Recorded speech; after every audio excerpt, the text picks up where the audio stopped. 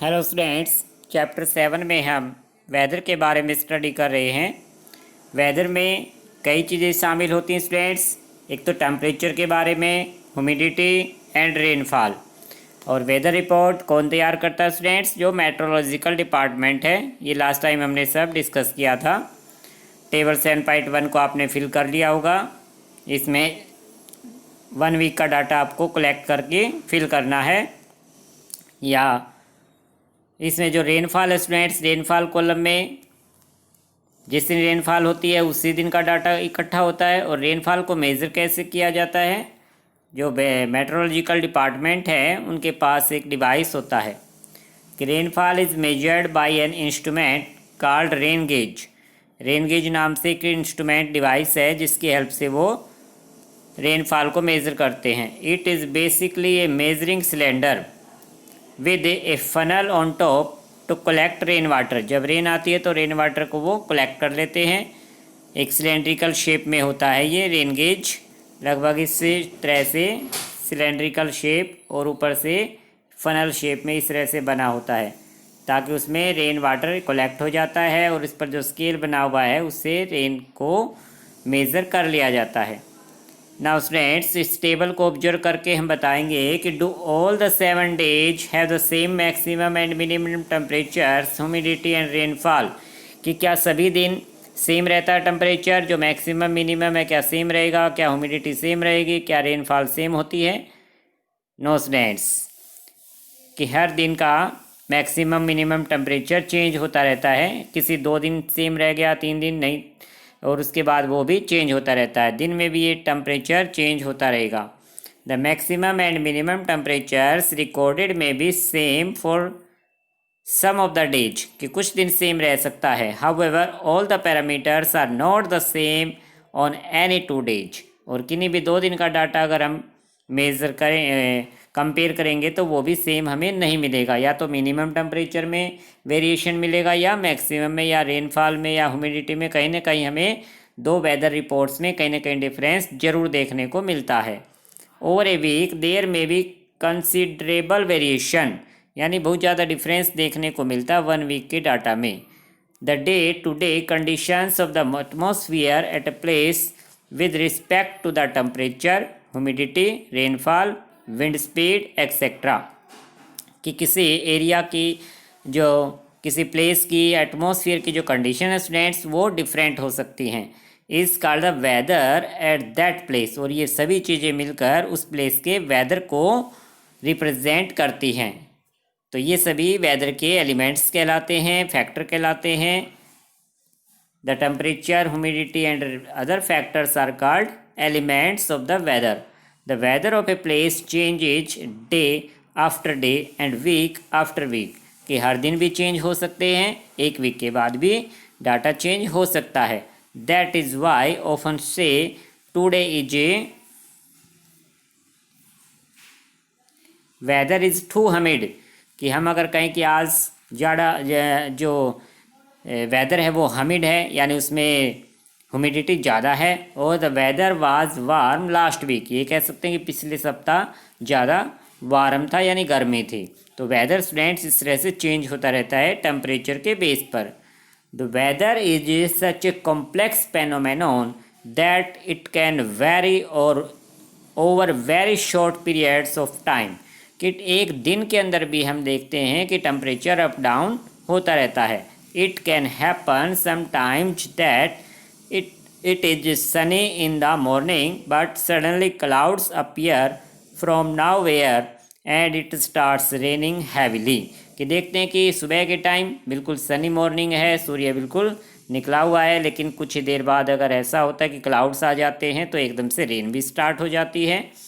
और a heavy rain may vanish a matter of minutes and give way to bright sunshine. और कुछ ही time के बाद देखेंगे कि सनलाइट फिर से निकल आती है हैवी रेन के बाद। You must have had several such experiences. तो ऐसे एक्सपीरियंस आपको ने नोटिस किए होंगे अपनी लाइफ में। Try to recall any such experience and share it with your friends since weather is a such a complex phenomenon. इसीलिए वेदर को कॉम्प्लेक्स फेनोमेनन कहा गया है कि क्योंकि ये टाइम टू टाइम चेंज होता रहता है।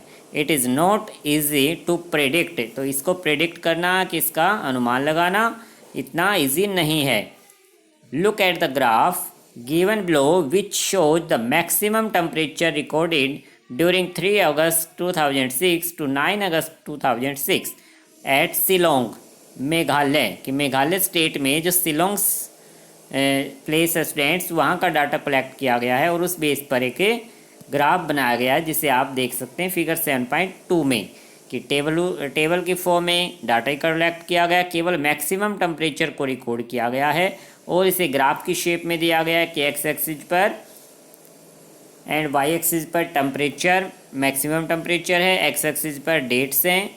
तो 3 के सामने 26, क्योंकि 3 के सामने 26.0 डिग्री सेल्सियस, 4 अगस्त को 23.5 डिग्री सेल्सियस है, 5 अगस्त को 25 डिग्री हो गया मैक्सिमम, 6 अगस्त को डाउन चला गया, यानी कि मैक्सिमम टेम्परेचर केवल 22 डिग्री सेल्सियस तक ही राइज हो पाया। तो इस तरह से देख रहे हैं हम शिलोंग जो प्लेस है वहाँ पर कितना वेरिएशन चल रहा है मैक्सिमम टेम्परेचर के अंदर, कि एक दिन अप है फिर डाउन हो गया नेक्स्ट डे, फिर अप हो गया नेक्स्ट डे डाउन, क्योंकि बारिश आ गई रेन आ गई तो डाउन चला जाता है, रेन नहीं हुई जिस दिन उस दिन अप चला जाता है। इस तरह से हम देखते हैं कि वेदर जो है टाइम टू टाइम चेंज होता रहता है। As it is clear from any weather report the maximum and minimum temperatures are recorded every day. Do you know how this temperatures are recorded? कि वेदर रिपोर्ट, कोई भी weather report देखें students, उसमें हम maximum minimum temperature को ज़रूर देखेंगे, लेकिन ये मैक्सिमम मिनिमम टेम्परेचर रिकॉर्ड कैसे किया जाता है इसके बारे में भी हम चैप्टर 4 में लर्न कर चुके हैं। That there are special thermometers for this purpose, कि एक स्पेशल थर्मामीटर की हेल्प से ये काम किया जाता है, called maximum and minimum thermometers कहा जाता है, जिसकी हेल्प से वेदर रिपोर्ट तैयार की जाती है, उसमें टेम्परेचर मेजर किया जाता है। Can you guess when during the day we have the maximum temperature and when the minimum? क्या आप बता सकते हैं कि दिन के किस टाइम मैक्सिमम टेम्परेचर होता है और दिन में किस टाइम मिनिमम टेम्परेचर होता है? Yes friends, the maximum temperature of the day occurs generally in the afternoon, कि आफ्टरनून के टाइम मैक्सिमम टेम्परेचर हम नोट कर सकते हैं, हमें गर्मी भी ज़्यादा लगेगी afternoon. While the minimum temperature occurs generally in the early morning, और सनराइज होने से ठीक पहले अर्ली मॉर्निंग जो होती है उस टाइम मिनिमम टेम्परेचर होता है। Can you now understand why in summers we feel so miserable in the afternoon? कि समर सीजन में आप इस चीज़ को महसूस भी कर सकते हैं कि आफ्टरनून हमें मिजरेबल यानी गर्मी महसूस होती है, and comparatively comfortable early in the morning, और अर्ली मॉर्निंग में हम समर सीजन में कंफर्टेबल महसूस करते हैं।